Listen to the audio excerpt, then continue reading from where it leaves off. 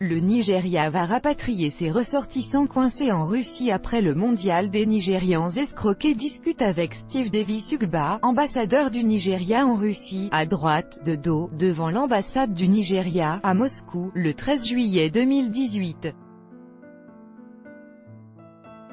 Vassili Maximov, AFP. C'est peut-être la fin du calvaire pour les dizaines de Nigérians bloqués en Russie après la Coupe du monde de football. Les autorités de leur pays l'ont assuré, elles vont prendre en charge le rapatriement des ressortissants qui se sont fait arnaquer en achetant les fameux « Fanidé », ces passeports de supporters qui leur ont permis de se rendre en Russie à l'occasion de la Coupe du Monde. Certains les ont surnommés « les naufragés du mondial ». Ce sont plusieurs dizaines de ressortissants nigérians qui se sont retrouvés bloqués en Russie, sans avoir le droit d'y travailler ni avoir de billets pour rentrer chez eux. À l'origine de cet imbroglio, le passeport du supporter délivré gratuitement pour tout achat de billets à la Coupe du Monde.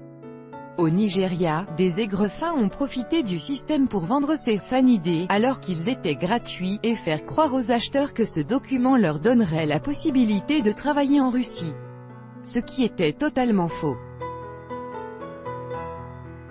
Pour couronner le tout, les billets retour ont été annulés par les pseudo-agences de voyage, qui ont récupéré l'argent reversé par les compagnies aériennes.